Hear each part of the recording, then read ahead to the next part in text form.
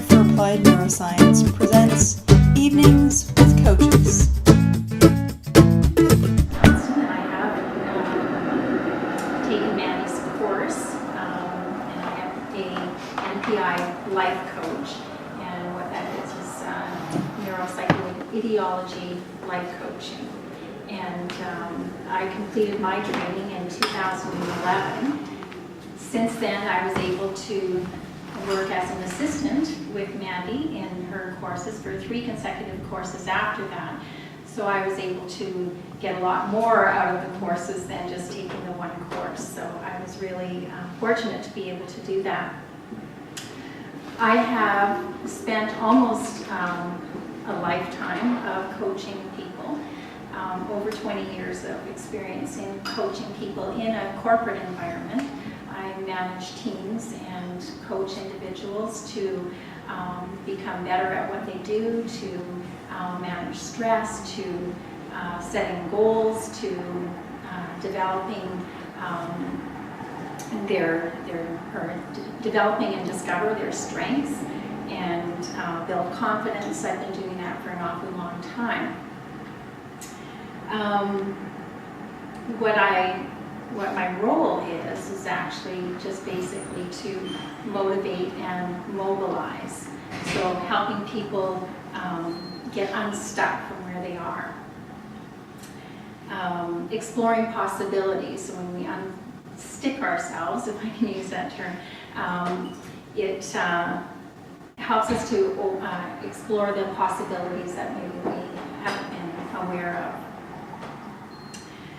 It's not about reliving the past and going over the past over and over again. It's about creating that freedom to maybe relive a new future.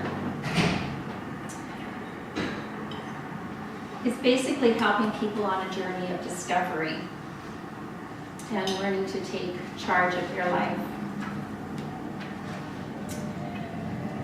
It comes from my own personal experience, I guess, as I navigate through life. And my philosophy, I think, has been developing over the last number of years, and the philosophy that I've used in my life coaching practice has come from my own personal experiences, as well as dealing with the people that I've been coaching.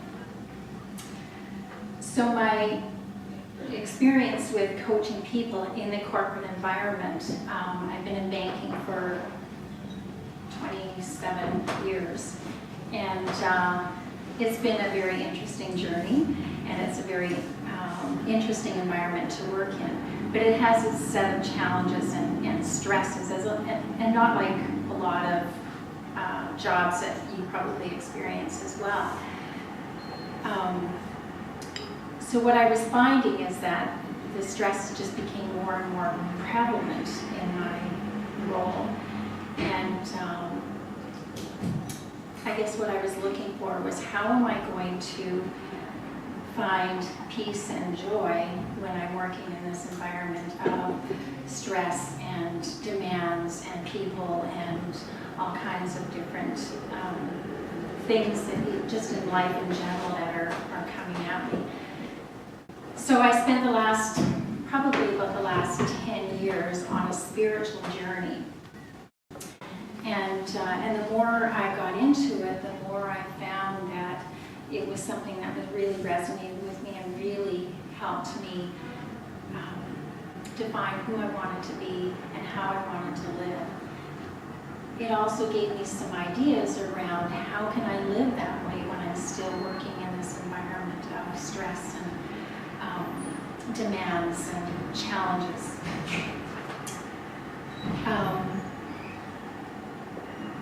What it has led me to believe in life, I guess, is it's not about the destination, it's about the journey. So the journey ends up being quite a challenge. So how are we going to, or how am I going to make the best of it? I realized that I needed to learn how to enjoy the ride, which is a challenge in itself. So where it has taken me on this journey of spirituality is I spent a number of years, or a couple of years, I guess, studying a little bit about Buddhism and the teachings of the Buddha.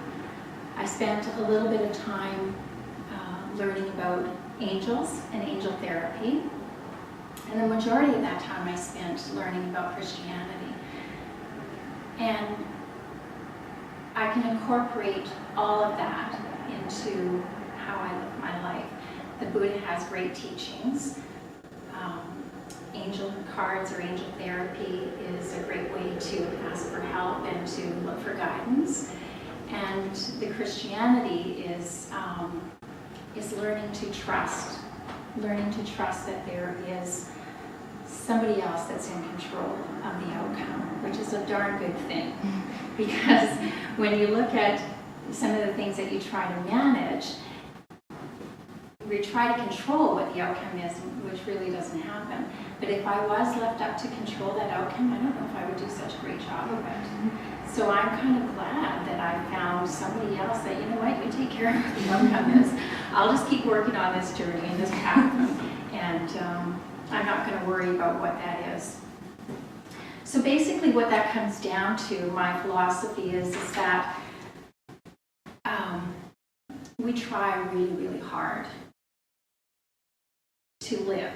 And I think sometimes that we have to just kind of step back a little bit and say, I gotta live simpler. I gotta simplify my life because this really isn't working for me. And realizing that I can't control the outcome. What I can control is the choices that I make, the decisions that I make, and the path that I'm on, that I think that I should be on, is just going to be one step leads to the next step. And that the journey never ends. And when the journey ends, it's when you die. So really, does it become about the destination of the journey? Because if at the end you die, then really it's about the journey and how we make that a little bit better. So when I talk about not trying so hard, we try so hard to be perfect. We try so hard to get that job. We try so hard to say the right things. We try so hard to do the right things. We try to have everything that everybody else has. We try to have the right outfit, the right clothes to wear, all those kinds of things. We try to impress the boss. We work so hard at that really I think if we just sort of step back a little bit and still do it, but without putting so much of our energy into the process and just living it.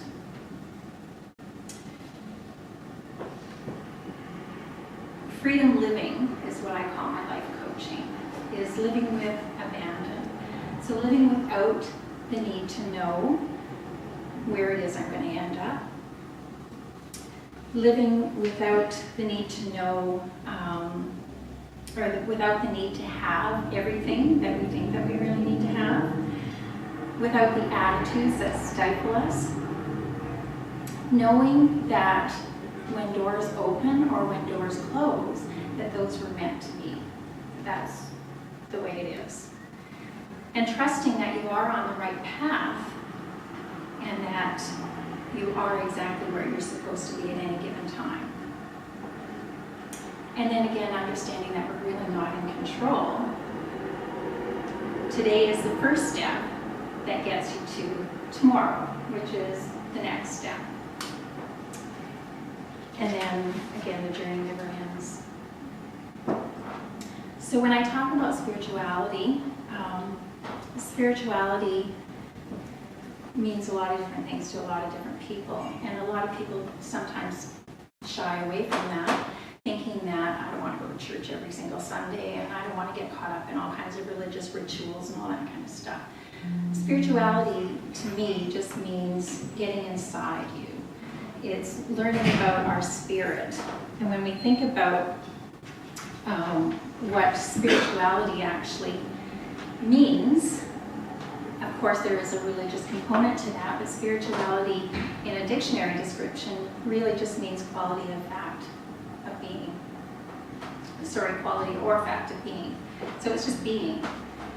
And when we talk about the spirit is described as strength, as courage, as character, and as heart. So when we talk about spirituality, it's really just getting down into what's going on inside of us, what's inside our hearts, what are our real desires, and what are the truths that we know and that we believe in, and what are our values. Buddhists, I would tend to think, are very spiritual people. I mean, we would look at the Dalai Lama and think he's a pretty spiritual person. And yet Buddhism is not a religion, it is a teaching. And as a matter of fact, I think the Buddhist describes it as Buddhist teachings are not a religion, it's a science of the mind. We'll hear about the science of the mind from this. So spirituality has really become a passion of mine. And as I've learned over the last couple of years, I've spent so much time in the corporate world and all the stresses that it really has become more and more of a passion of mine. So it's a passion that I feel that I can help others discover for themselves. And for myself, I have never been at more peace and at joy in my life as I am today. And a lot of that is developing some practices and some methods in my life where I can deal with all the curveballs and all the stresses and all the things that are thrown at me throughout my day. And that's just in the day. So where in the world can we go to live that simply? People are working in environments that usually conflict with who they are and what they believe. We are in a world of wants and desires. We see that on TV all the time. It's just advertising after advertising after advertising about, you should have this, you should have that, you need this is going to make you happy. How do we live in that? Are those the kinds of things that stress us out and throw our lives in a tailspin? So what do we really want anyways? Where do we want to go? Who's going to help me? How am I going to get there? What is that gut instinct and who put it there? If things happen the way they do because that's the way they're supposed to, then who's really in charge? And how can I tap into that? And how can I get guidance and support?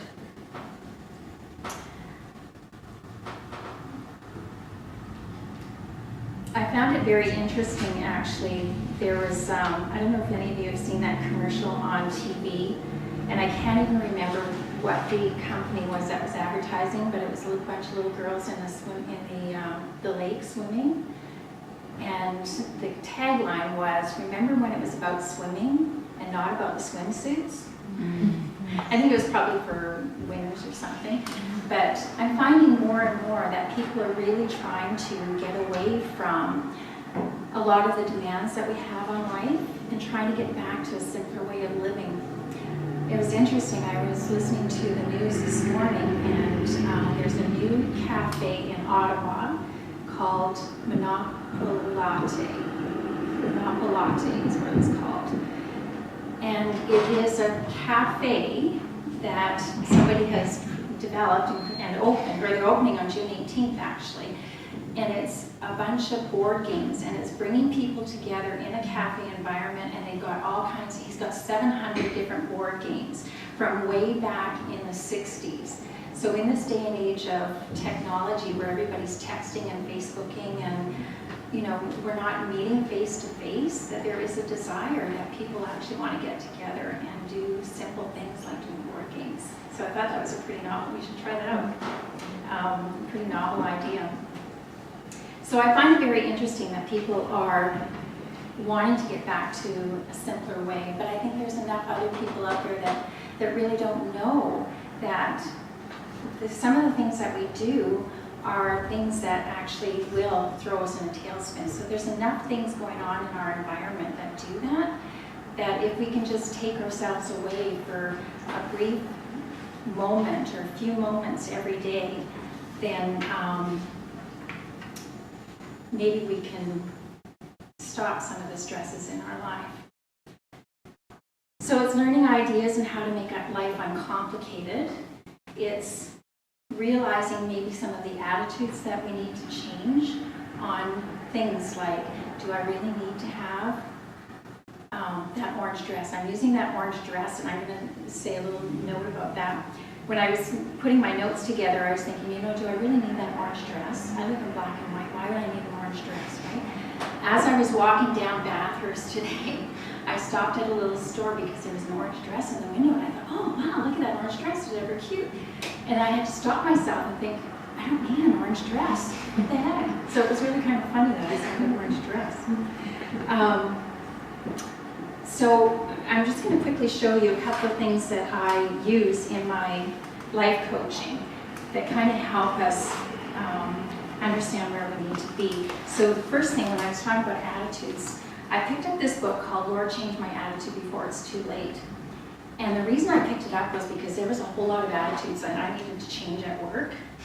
And I started reading it and I went, oh my goodness, yeah, this is my attitude change book. So one of the things that I know that I needed to change was that spending attitude. So, we end up in financial difficulties or in debt or whatever, and then we still need that big screen TV, or you still need that new dining room table, or whatever it is that we need.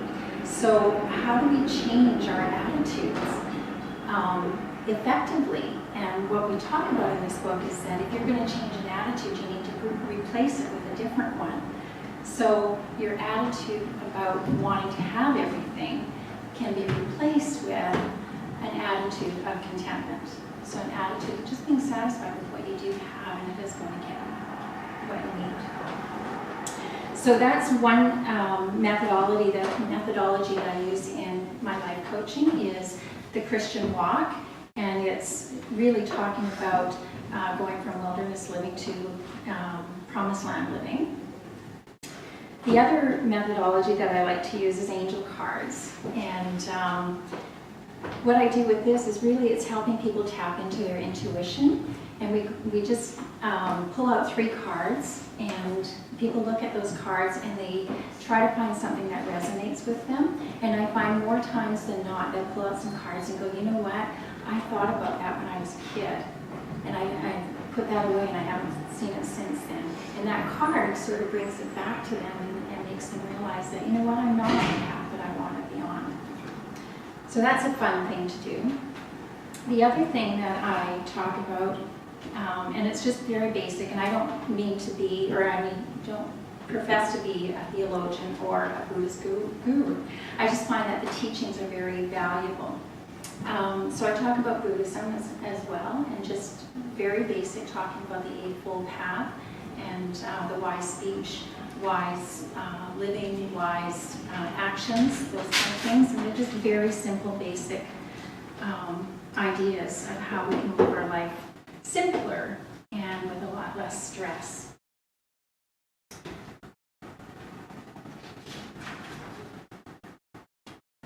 So I utilize a lot of tools and techniques that we learned in the life coaching program. So developing strategies and plans around how you're going to get to where you want to be from where you are today, and learning to live simpler with a little bit of trusting that you are here where you're supposed to be, and your journey is a never-ending experience with lots of opportunities for learning and growing.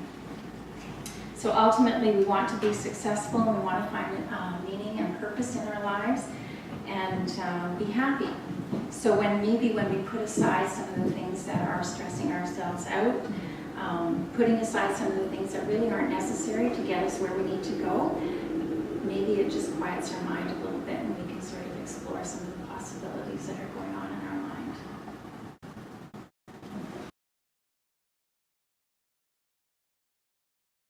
For more information about Avis Johnston and her resources, check out the description below. If you enjoyed this video, please like and share, and subscribe for more videos. Remember, keep asking, how does my brain work?